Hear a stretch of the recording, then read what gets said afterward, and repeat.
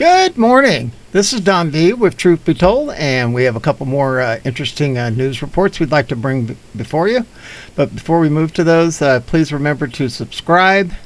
Over 90% of the people who view my videos are not subscribers, and it really helps my numbers. So please subscribe and share and click the bell.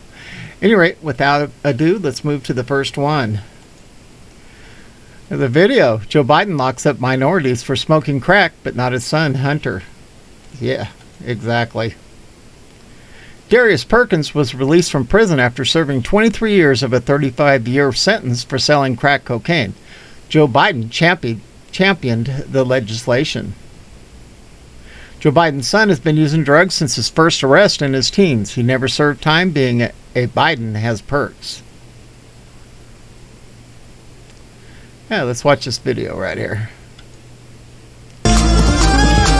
Darius Perkins was released from prison in early July, having served 23 years of a 35-year mandatory minimum sentence for selling crack cocaine. Try to play no victim, but 35 years was harsh. Joe Biden took credit for the 1986 law that mandated the same sentence for 5 grams of crack possession as 500 grams of cocaine. And he followed that with the 1994 crime bill, which mandated federal mandatory life sentences for repeat drug offenses and encouraged U.S. states to do the same. The devastation of African American communities through the drugs crackdown was apparent. We do everything but hang people for jaywalking in this bill. And still, thousands remain in prison, sentenced to life without parole for non-violent offenses under legislation Joe Biden wrote and for which he passionately took credit, despite the obvious social devastation, and his recent apologies have been filled with qualifications. And he said, "We're talking about things that happened a long time ago. Barack Obama trusted me. That should be enough of a reference." No, that ain't enough. So I want to ask, what made them do this? They must be taken off the street. Oh my word. Well, I think we should discuss that while you're there, okay, yeah. But why did you call me at 9 o'clock in the morning to tell me that? On the morning that the Marine Dowd article comes out? I didn't know about Marine Dowd. Well, you did before you started talking to me, You Allie. wouldn't attack me, that you would be a bit more humble. I did but not I was attack wrong, you. and it pissed me off. I didn't attack you. All right, you said I'm going to use against you. No, I said to And you, then you Hallie, said I haven't I been don't want to supportive. give you You didn't information notice about I this was being program supportive. because Okay. I'm afraid that you'll use it against me as not Okay, being enough. I can't keep talking. We're going to go round and round in I'm circles. not arguing, Hallie. I'm asking you. Okay, I don't know. I think we should schedule a visit, and we'll talk with the therapist. I'm not going to continue to argue, and I don't want to talk and There he goes, firing it up again. make things worse.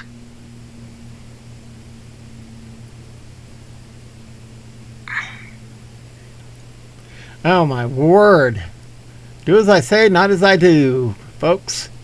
Moving on to the next report. Because the corps are silent on why they pulled funding from Republicans who questioned election, but not Democrats who did the same. Corporations were silent on why they chose to suspend political contributions to Republicans, but not Democrats who objected to election results. More than 15 major U.S. companies that announced they would suspend giving money to members of Congress following the January 6th Capitol incident didn't respond to requests from comment from the Daily Caller News Foundation about their political contribution activity following the 2016 presidential election.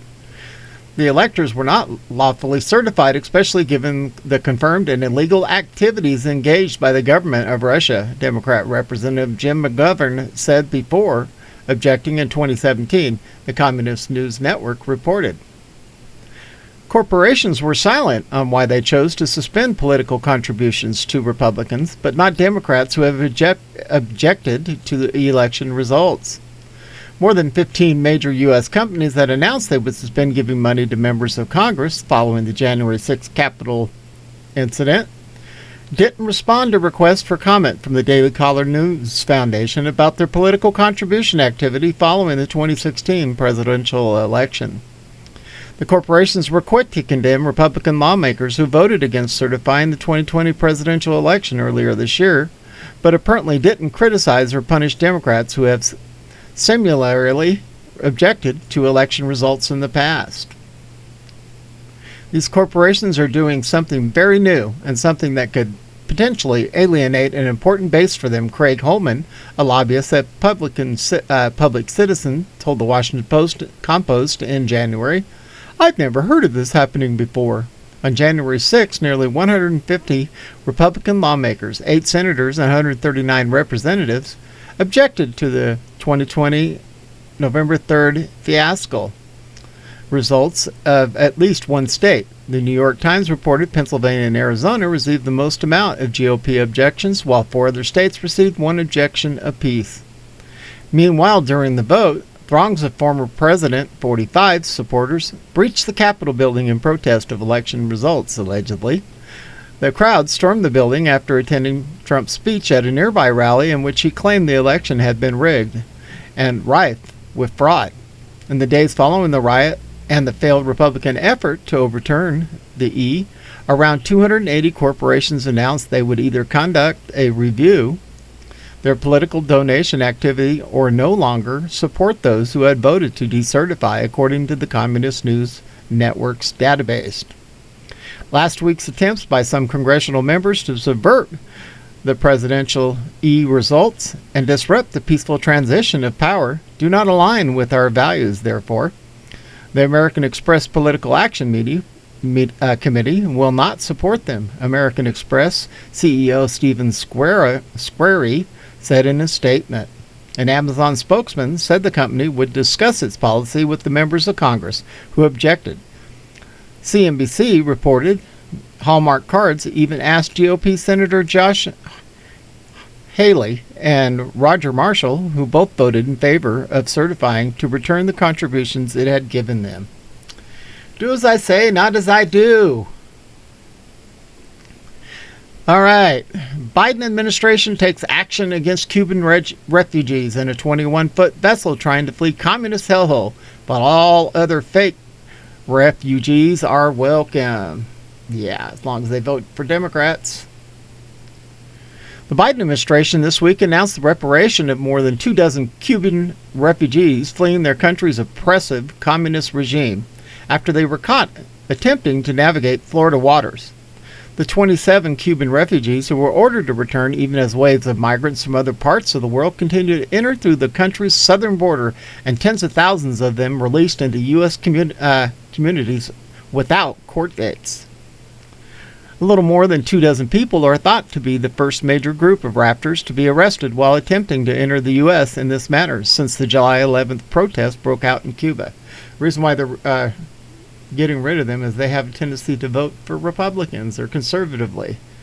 Oh, we can't have them coming in, can we? Thousands of Cubans marched in the streets in dozens of towns around the country, as well as every major city on the island, that day demanding an end to the island's 62-year-long communist dictatorship. The demonstrations were triggered by a wave of violence reportedly sponsored by the state, including law enforcement opening fire on civilians as well as public beatings. Allegedly, we got to say allegedly. These were also reports of imprisonment and threats to those joining the protest. Okay, kids, this is what you can look forward to if you bring this here. The U.S. Coast Guard did not provide the identity of those sent back to Cuba, but danger awaits those known for having anti-communist sentiments. They could also face legal consequences for attempting to leave the country without the approval of the Communist Party. The U.S. Coast Guard 7th District Southeast reported the crews had repatriated 27 Cubans to Cuba, following 2 interdictions off Florida coast, American authorities said in a news release. The Coast Guard also confirmed that it had intercepted a 21-foot vessel with 22 people aboard on Friday, and since returned those on board. Coast Guard officials on Saturday also identified a makeshift raft with 5 people aboard. Both vessels were sighted near Key West in Florida. All the Cubans intercepted were said to be in good health, and they were eventually brought aboard the Coast Guard cutter Charles Sexton for processing and returned to Cuba. Taking to the seas on unsafe vessels is dangerous and can result in loss of life. Captain Admin Chamey, Coast Guard Sector Key West commander, said, "We request all mariners to report any possible migrant voyages to help prevent loss of life at sea." Boy, these guys are desperate. couldn't even get me on a big ship in the ocean. The Coast Guard's statement echoed the stern tone of Biden's administration against Cuban refugees seeking to enter Florida and those willing to help them. The time is never right to attempt migration by sea. To those who risk their lives doing so, this risk is not worth taking. Secretary of Homeland Security Alejandro Mayorkas said after the pro-democracy protests sparked Cubans to flee the island. Allow me to be clear. If you take to the sea, you will not come to the United States. If individuals make established well-founded fear of persecution or torture, they are referred to third countries for resettlement, Marcos added, reiterating that they will not enter the United States. Coast Guard has also earlier warned Americans that anyone helping a Cuban refugee would violate U.S. immigration laws and could face up to 5 years of jail time. Well, then how come the ones from South America don't? Vessels and persons illegally entering Cuban territorial waters without the required permit may be subject to seizure of their vessel, civil and criminal penalties of up to $25,000 per day, and 10 years in prison, the Coast Guard has said. People who violate U.S. immigration laws and illegally bring foreign nationals into the country or who attempt to do so may be subject to arrest, vessel forfeiture, civil and criminal fines up to $250,000 per day, and 5 years in prison, it added. Lax policies in the U.S.-Mexican border. The Coast Guard interdicted 5,396 Cubans in the 2016 fiscal year. The number was 49 fiscal year in 2020, the final year of President 45's presidency.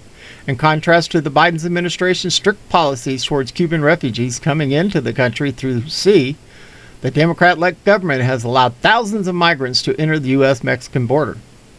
Under Slow Joe, America reportedly welcomed over 500,000 migrants into the U.S. through the country's southern border, excluding those passing illegally. Yeah. We are seeing a crush on the southern border that's a rotating catastrophe. It continues to escalate on a daily basis, and it was all caused by the rhetoric of Biden during the campaign and the actions he took in the first days of his administration. Republican Senator Mark Rubio, Florida, who is a Cuban American, said this week. They didn't say what they said to Cubans in those first days. What they said is no border wall, and children and families will not be separated. We are incentivizing. Biden offers support to Cubans. The GOP earlier hit the Biden administration for blocking the entry of Cuban refugees, saying they will only allow those that will vote Democrat and not Republican. Slow Joe issued his support for the Cuban people last week, but critics slammed him for not letting them in. I condemn the mass detentions and sham trials that are in the Cuban regime efforts to threaten the Cuban people into silence. My administration stands with the Cuban people and is imposing new sanctions targeting those in the Cuban regime responsible for the crackdown, Slow Joe said. How about letting Cuban refugees into the U.S., one comment said. That would be much more helpful. Oh my word.